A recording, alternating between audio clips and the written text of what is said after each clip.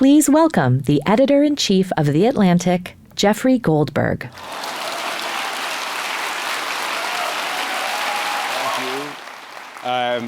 Thank you so much for being here, and welcome to the Atlantic Festival.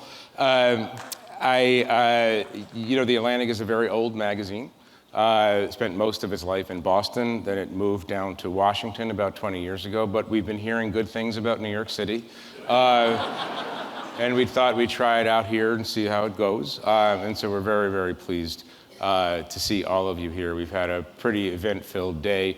This is going to be a great event. I'm really thrilled to be able to host the New York premiere of The American Revolution, the latest film.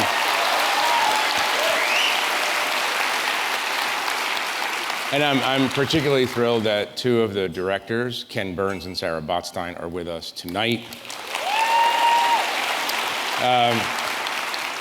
They've been working on this film for a long time, as I'm sure you understand. It's 12 hours long. We're not going to watch all 12 hours tonight. Although if you can compress the American Revolution to 12 hours, you are something of a miracle worker. We are going to, we'll talk about this, but obviously when they started this film, America was in a different place than it is now. The timing of this premiere, the timing of this film is auspicious and very, very useful in the cause of democracy. And so we're glad at The Atlantic that we could participate.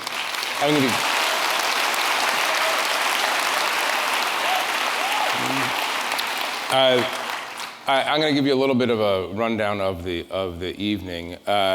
After we screen some excerpts from the film, some highlights of the film, Ken and Sarah are going to join me on the stage for a conversation about the film, about making the film, and we'll be joined by one of the great historians of early American history, Annette Gordon-Reed, who has contributed so much to American scholarship and has contributed so much to this film. And we'll also be joined by Tom Hanks, who has also contributed so much to this film. Before Ken comes out to talk about the film that you're going to see, we're going to have a live performance. This is very, very exciting. Live performance of one of the songs from the series, Hector the Hero. And performing the piece will be the world-renowned fiddler and Grammy nominee Natalie MacMaster and her daughter Mary Frances on piano. So you'll have that. But before that, we have another very exciting surprise. As many of you know, particularly those who attend Atlantic events and have to listen to me say the same thing over and over again, the Atlantic was founded in 1857 in Boston by a group of great luminaries, including Harriet Beecher Stowe and Ralph Waldo Emerson, Oliver Wendell Holmes. Anybody with complicated tripartite names was allowed to join. And it was founded to be the vehicle for the American idea, and it was also founded very obviously as a magazine for as a vehicle for the abolitionist cause. These people are all abolitionists, and the energy behind the Atlantic in the early days was to bring about an end to the travesty of slavery. The people who founded the Atlantic spent 4 years warning the country about what would come if they didn't deal with that travesty.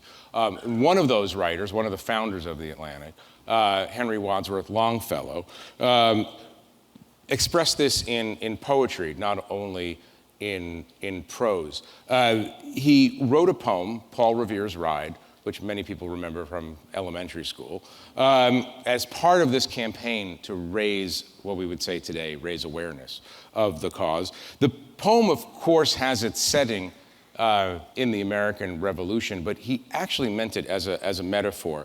To Longfellow, Paul Revere was a symbol of justice and prophecy.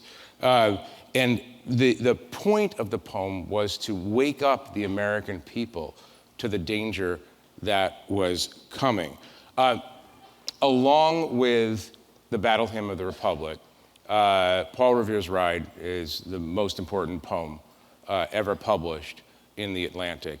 And I'm very, very pleased to tell you tonight that to read Paul Revere's Ride, we've invited the great John Lithgow. Thank you.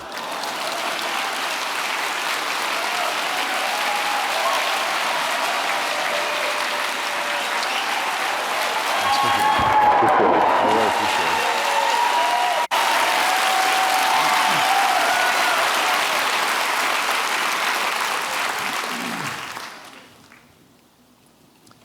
Paul Revere's Ride by Henry Wadsworth Longfellow. Listen, my children, and you shall hear of the midnight ride of Paul Revere. On the 18th of April in 75, hardly a man is now alive who remembers that famous day and year. He said to his friend, "If the British march by land or sea from the town tonight, hang a lantern aloft in the belfry arch of the North Church Tower as a signal light, 1 if by land and 2 if by sea. And I on the opposite shore will be ready to ride and spread the alarm through every Middlesex village and farm for the country folk to be up and to arm." Then he said good night, and with muffled oar silently rowed to the Charlestown shore, just as the moon rose over the bay, where swinging wide at her moorings lay the Somerset, British man of war, a phantom ship with each mast and spar across the moon like a prison bar, and a huge black hulk that was magnified by its own reflection in the tide. Meanwhile, his friend, through alley and street, wanders and watches with eager ears, till in the silence around him, he hears the muster of men at the barrack door, the sound of arms and the tramp of feet and the measured tread of the grenadiers marching down to their boats on the shore. Then he climbed to the tower of the church, up the wooden stairs with stealthy tread to the belfry chamber overhead, and startled the pigeons from their perch on the somber rafters that round him made masses and moving shapes of shade. Up the light ladder, slender and tall, to the highest window in the wall, where he paused to listen and look down a moment on the roofs of the town and the moonlight flowing over all. Beneath, in the churchyard, lay the dead, in their night encampment on the hill, wrapped in silence so deep and still that he could hear, like a sentinel's tread, the watchful night wind as it went creeping along from tent to tent, and seeming to whisper, "All is well." A moment only, he feels the spell of the place and the hour, the secret dread of the lonely belfry and the dead, for suddenly all his thoughts are bent on a shadowy something far away, where the river widens to meet the bay, a line of black that bends and floats on the rising tide, like a bridge of boats. Meanwhile, impatient to mount and ride, booted and spurred with a heavy stride, on the opposite shore walked Paul Revere.